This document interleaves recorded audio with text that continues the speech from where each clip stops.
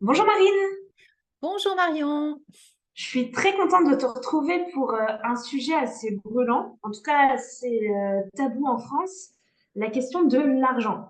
Et pourtant, c'est une question qui est quand même hyper importante parce que toutes les personnes qui souhaitent changer de voie professionnelle, en général, ça va être une source d'angoisse.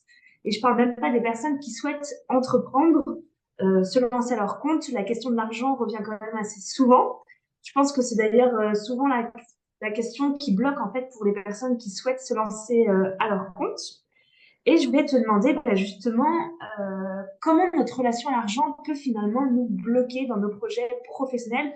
Quelles sont les peurs que tu retrouves le plus souvent avec les personnes que tu accompagnes? C'est un vaste sujet et tu as raison de C'est dire sûr. que c'est un sujet tabou. Oui, je pense, oui, en France en tout cas. En France particulièrement, on va aux États-Unis, aux États-Unis, le sujet tabou, c'est la sexualité. En France, c'est l'argent. Même si symboliquement tout ça, j'en parlerai une autre fois aussi, c'est un peu le même sujet d'un point de vue enjeu, on va dire. Mais Oui. très concrètement, effectivement, qu'on soit en mode projet, c'est-à-dire volonté de changer de métier, et donc potentiellement passage par le chômage, potentiellement même on se retrouve dans une situation où on va carrément démissionner pour créer son projet. Donc Mhm. c'est un sujet. Et là, on entend plus la notion de sécurité matérielle. Oui. Pour certains, la sécurité, elle est concrètement dans j'ai peur de ne pas avoir assez à manger et de quoi me chauffer. Et d'autres, c'est plus de la sécurité émotionnelle. Et Ah oui, donc, il y a une différence entre les deux, oui. il y a une différence déjà entre les deux. Donc ça, c'est la première chose. Et là, on est plus dans l'intériorité. C'est-à-dire moi, adulte, et mon enfant intérieur, comment en fait, par mon histoire, j'ai été sécurisée ou pas par mes parents, enfants. Et donc, est-ce Mhm. que, par exemple, moi, je suis d'une famille du côté de mon père où ils ont manqué beaucoup d'argent. Et donc, Ok. je sais que dans mon histoire et donc dans ma vie d'entrepreneuse, la relation à l'argent, c'est un vrai sujet. D'accord? Voilà. Ok. Bon, je pourrais illustrer ça à d'autres moments. Donc, il y a bien quand même là cet intérieur. Ensuite, si je regarde toujours sur le plan extériorité, Oui. le sujet de l'argent, il revient à plusieurs étapes. Euh, Quand j'ai fait il y a 10 ans un mémoire sur l'accompagnement à la création d'entreprise, je m'étais interrogée à la différence entre les hommes et les femmes. Alors là, ça va commencer à grincer. Ah, Et par c'était une de exemple, mes questions. ouais, les femmes ont tendance, on le sait, que les femmes demandent moins d'augmentation que les hommes. Bon, Oui, là aussi, il faudrait que je fasse une oui. capsule spéciale sur ce sujet-là du pourquoi. Pourquoi dans cette Mm. société, par rapport à ce qu'on nous a transmis jusqu'à présent, parce que les choses sont en train d'évoluer beaucoup, mais pourquoi les Oui, femmes, en fait, ont plus de mal à les demander. Et ce qui était intéressant dans cette étude, c'était de voir, par exemple, que pour un même projet, oui. comment dire, un homme allait déjà prévoir 30% de salaire en plus qu'une femme. Alors que pourtant, Ah qu'une femme oui. entrepreneuse, elle pourrait très bien prévoir de se mettre un salaire important dans son business plan. Mais je crois que en tout cas, les valeurs masculines, je parle des valeurs Mhm. masculines, parce qu'on a tous du masculin et du féminin. Ça aussi, c'est un sujet qui me passionne. Dans les valeurs masculines, et donc qui y a peut-être de façon plus importante chez un homme, gagner de l'argent est un peu comme une mission qu'on a demandé au masculin dans la structuration de notre société aujourd'hui. Donc l'homme va de toute façon tout faire pour essayer de gagner beaucoup d'argent, alors que la femme, comme elle donne la vie, comme elle a une autre place, ben elle peut-être que dans son curseur de valeur, l'argent est peut-être un peu moins important. Bon, ça c'est un autre Ok. sujet. Mais Donc, il y a à il la y a fois quand même, l'éducation et la société qui comment tu jouent. dis? Il y a à la fois l'éducation et la société qui jouent finalement Oui, sur cette différence oui, oui. Et homme-femme. puis c'est lié. C'est-à-dire que Mm. l'éducation qu'on reçoit, Oui, même si elle est propre à notre famille, à notre clan, à notre transgénérationnel, ben, dans le pays, les valeurs du pays dans lequel on vit aussi, forcément, on est teinté de ça. Et bon, oui, voilà. Là, effectivement, il y a quand même, encore aujourd'hui, en 2023, un rapport qu'ont les femmes ou les hommes à l'argent différent. mm. Parce on leur a, de par leur sexe, donné un rôle aussi différent. Mais encore une fois, les choses Ok. sont en train de changer et on en reparlera. Ensuite, sans parler d'être un homme ou une femme, sans parler d'être aussi un salarié ou un entrepreneur, parce que forcément, il n'y a pas d'entrepreneuriat sans prise de risque. Et donc, le rapport à l'argent dans l'entrepreneuriat est plus sollicité, on va dire ça comme ça. Mais si on reste déjà juste sur un plan d'argent en termes de prix, de valeur, Oui. j'ai pendant quelques années fait des formations en efficacité commerciale. J'avais beaucoup de commerciaux ou de directeurs de vente ou de directeurs de projet en face de moi. Et on voyait bien que c'était au moment de la négociation où il fallait valoriser le prix de son produit. C'est même pas comme un entrepreneur valoriser ce que j'ai créé moi, et donc c'est plus proche de qui je suis. Là, on parle d'être salarié d'une entreprise et de devoir vendre un produit. Et ben, c'est justement au moment où le client commence à dire, mais alors ça coûte combien, que ça se crispe à l'intérieur et qu'on a toujours peur d'être trop cher. Le On a rejet, toujours peur peut-être, d'être trop d'être cher. rejeté. Comment? Peut-être la peur du rejet, je sais pas. Ah, ça dépend de chaque individu. En fait, justement, Ok. quand on veut travailler sur des leviers d'efficacité commerciale, Mhm. pourquoi certaines formations ont des limites? C'est parce qu'il y a vraiment une notion d'individu et d'écosystème psychique de chaque individu pour accentuer le levier. Mais quand même, une des, une des facilités qu'on peut mettre en place déjà, ou des leviers qu'on peut mettre en place facilement par rapport à l'argent, c'est déjà d'arrêter de vendre un prix, mais plutôt un service. Ça, c'est la base. Ok. Mais si j'ai pas confiance en mon produit, si moi-même j'ai des problématiques de valeur, de ma propre valeur, ben, je vais avoir du mal à défendre un prix. Et pourtant, Mhm. on est tous d'accord sur le fait qu'il y a quand même une image, une notion de prix psychologique qui est quand même très importante encore. C'est-à-dire que, en faisant des raccourcis, mais c'est une réalité, vous présentez un produit cher à quelqu'un, un produit pas cher à quelqu'un, la personne va toujours croire que le produit cher est d'une meilleure valeur. Ah oui. Et donc, c'est quand même assez Ben, paradoxal. je pense aux parfums, par exemple. Les parfums, ils vont jamais être vendus peu cher parce que c'est un produit de luxe. Et s'ils sont vendus à des prix trop bas, bah, ça fait mauvaise qualité et finalement, les gens achètent pas forcément. Donc, oui. Oui, oui, il y a une question de psychologie. Oui, alors ça a tout le temps existé. Il y avait eu l'exemple des parfums Bic qui n'avaient pas marché. En même temps, aujourd'hui, il y a des marques de vêtements qui font des imitations de parfums de grandes marques et qui se vendent bien. Je crois que c'est en train de changer parce que à partir du moment où on explique qu'est-ce qu'il y a derrière la valeur, Mm. on peut toucher d'autres cibles et d'autres clients, etc. Mais avant ça, on n'a pas tous effectivement la même relation à sa propre valeur. Et si on revient toujours sur cet effet miroir d'intériorité-extériorité, euh, mais combien je vaux et qui je suis pour demander un prix cher? Et en fait, dans l'accompagnement des entrepreneurs, quand je travaille sur la valorisation de mon offre et que les gens font une étude de marché, qu'ils ont bien compris en quoi ils sont différents, ce qu'ils apportent en termes de services, etc. Et quand on vient à dire, donc on est d'accord, ça vaut cher ce que vous proposez. Ouais, ça Je croît. dis, ah non, non, non, non, non, pas trop cher, hein. Non, je ne vais pas trouver de clients.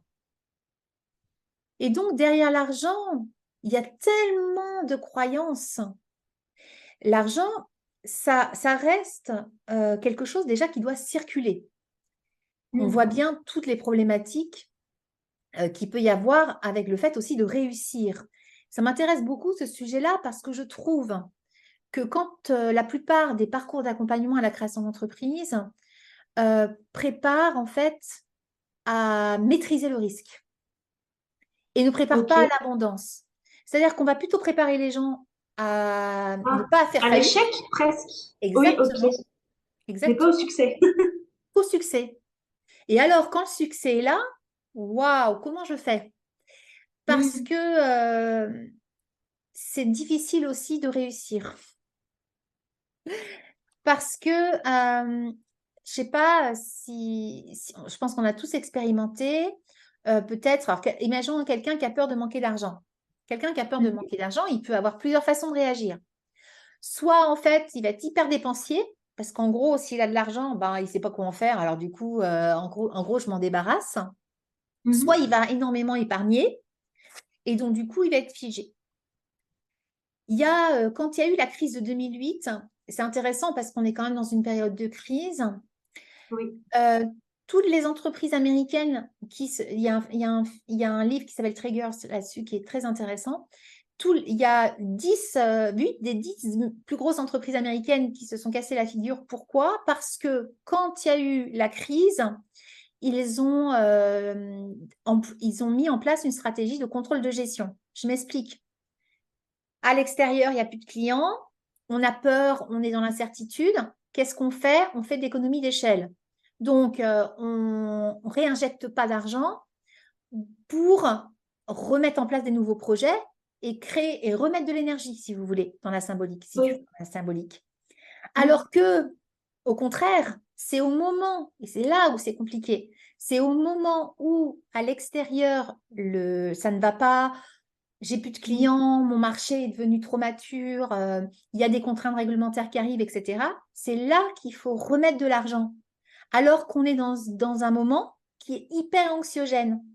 Donc, Oui, il faut ça paraît contre-intuitif. vraiment alimenter les peurs de chaque entrepreneur, mais de Mhm. chaque dirigeant, de chaque décisionnaire, de chaque voilà, directeur de business unit, etc. Donc, c'est ça, parce qu'en fait, l'argent, pour qu'il y ait de l'abondance, il faut que ça circule. Mais il faut qu'on n'ait pas Mhm. peur, qu'on s'y attache pas, en fait, quelque part. C'est-à-dire qu'on s'en serve que pour être créateur de quelque chose et que ça passe et que ça redistribue, etc. Et donc, ben, par exemple, toujours dans cette utilisation de l'outil astrologique, Mhm. ben, quand j'ai quelqu'un qui a une blessure de lune noire particulière qui fait qu'il est en insécurité matérielle toute sa vie parce que en fait on lui a pas mis de repères et que en fait il ne sait pas jouir de l'argent en fait parce que jouir de Oui. l'argent c'est un vrai sujet. C'est-à-dire que Mhm. je disais dans une précédente vidéo qu'il y a des gens qui travaillent pas pour gagner de l'argent mais ils travaillent pour la réalisation, pour œuvrer, Mhm. pour être créateur. Et donc, en fait, gagner beaucoup d'argent n'est pas non plus un critère de valeur en fonction de qui on Oui. est, tu vois? Donc, Mhm. connaître encore une fois quelle est ma relation avec l'argent, qu'est-ce que ça va amener?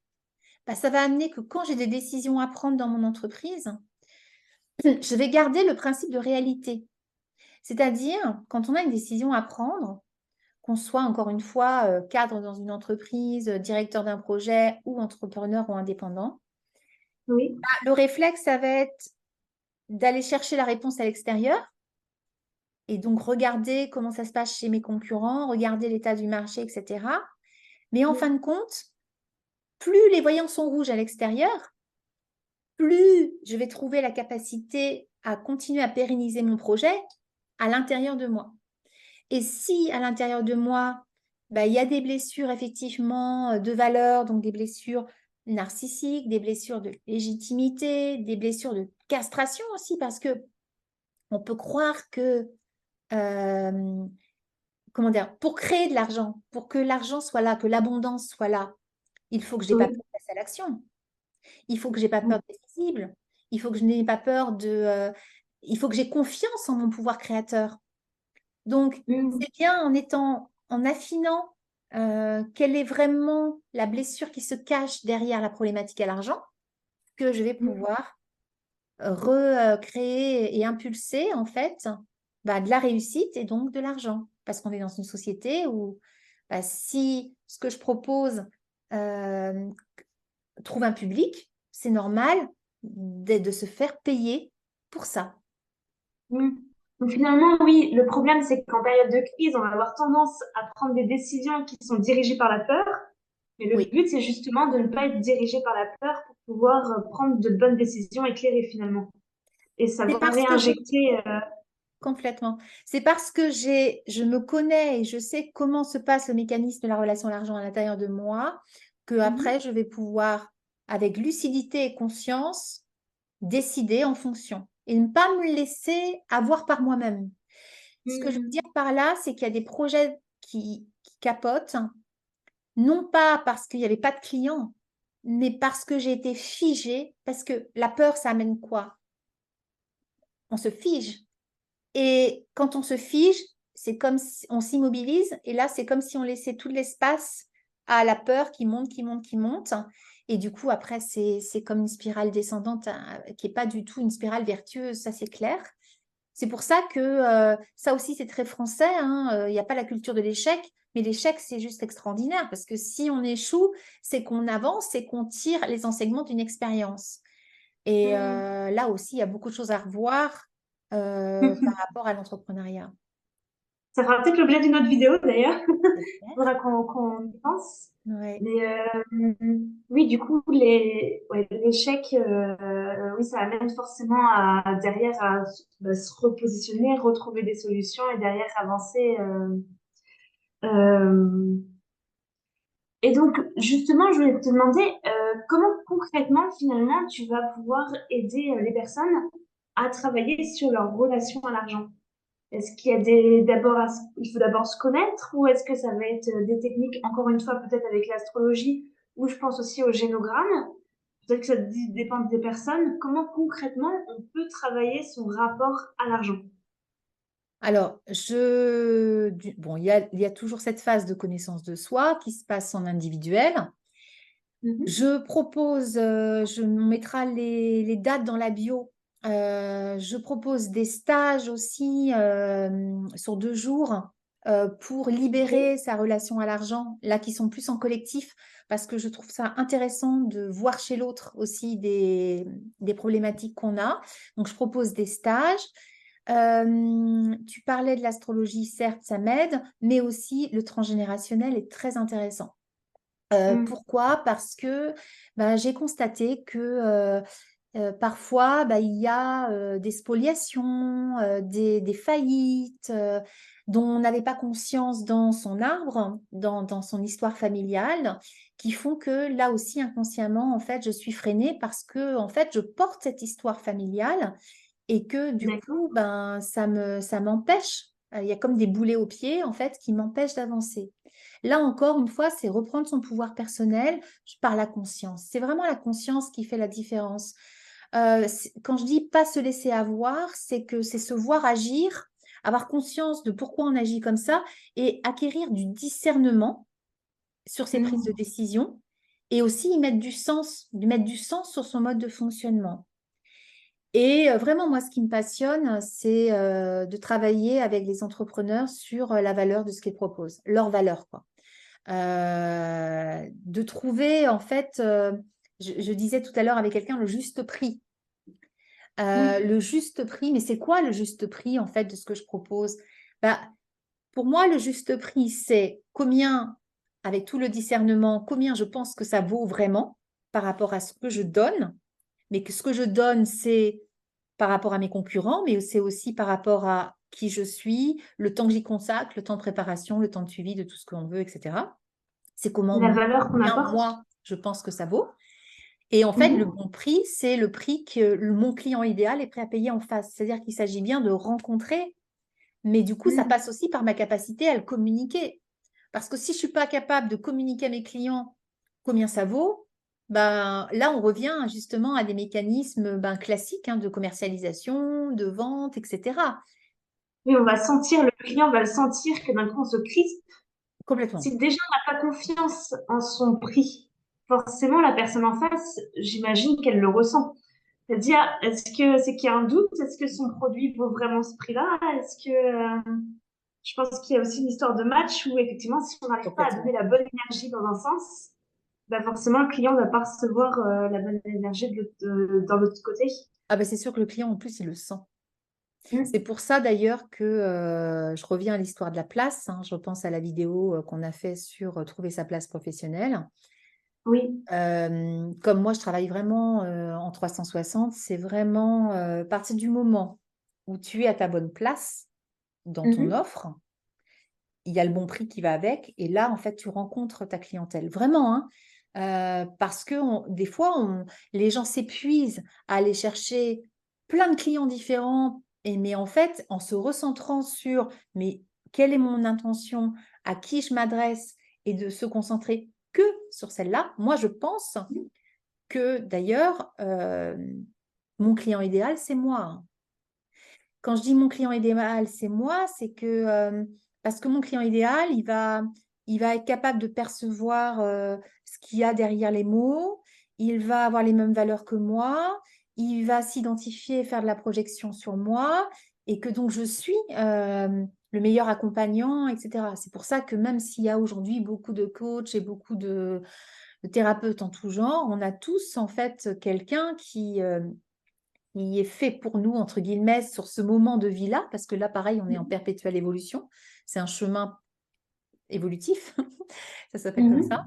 Et, mais encore une fois, il y a un parallèle à faire entre la relation à l'argent, créer de l'abondance, et son chemin de vie professionnel, parce qu'on n'est pas tous venus pour gagner beaucoup d'argent, dans le sens où pour certains, ça va être vraiment quelque chose d'important et révélateur d'un aboutissement, alors que d'autres, au contraire, ça va être sclérosant. Et quelque part, si on croit à ça, c'est un domaine de maîtrise, il n'y a plus besoin de s'identifier à ça.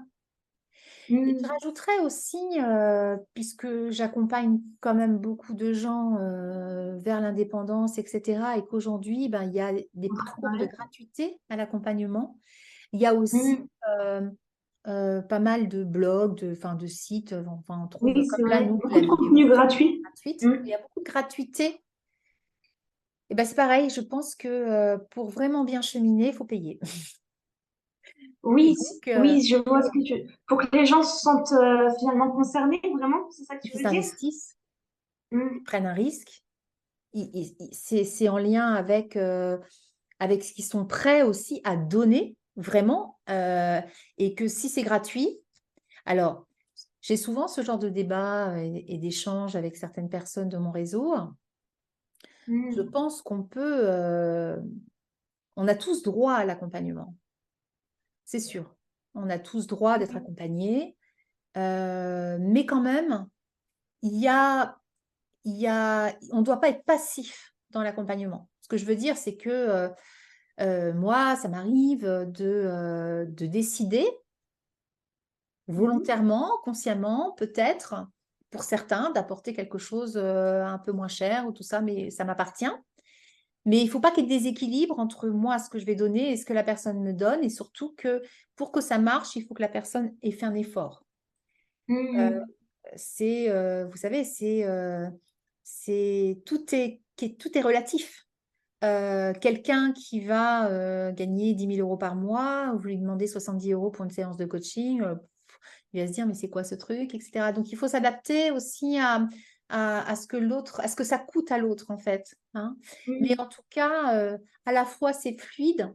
Mais ce que je veux dire, c'est que si je veux décristalliser et brûler un peu le paradigme, le changement d'archétype dans lequel je suis enfermée, etc., ben, le fait de dépenser l'argent, surtout si j'ai un problème à l'argent, c'est une très, très bonne chose. Voilà. Et puis, Ah oui, euh, ça veut dire que pour des personnes qui ont du mal finalement avec l'argent, qui ont vite des peurs par rapport à l'argent, quelque part de donner enfin, une certaine somme, tout de suite, ça le fait. Enfin, c'est une forme de, oui, d'investissement, ils peuvent plus revenir en arrière quelque part. C'est rigolo bah, à quel point on met derrière, voilà, un engagement derrière l'argent quelque part. oui, mais c'est pareil. Si moi je pense que mes formations sont trop chères ou que mon accompagnement est trop cher, c'est sûr que je vais pas réussir à le vendre au prix que je veux. C'est Oui, d'abord oui, bien sûr, moi c'est un comment je échange. pense que c'est bon. Et c'est aussi OK de dire, mais non, aujourd'hui, je décide de me mettre sur tel positionnement prix par rapport à ce que je propose, mais j'ai conscience de pourquoi je le fais à ce prix-là et c'est juste et OK avec moi. Si ça c'est OK, ben j'ai peut-être décidé d'avoir que 10 clients par an parce que je veux vraiment les accompagner de A à Z et de façon très sur mesure et très introspective, etc. Et leur apporter aussi le confort matériel d'accueil dans les stages qui sont Mm. facilitants pour eux. Euh, voilà. Et je pense que c'est gagnant-gagnant. Voilà.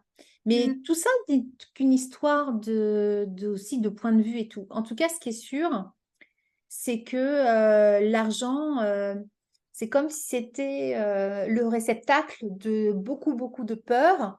Et il y a plein de réalités de peur derrière la peur de l'argent.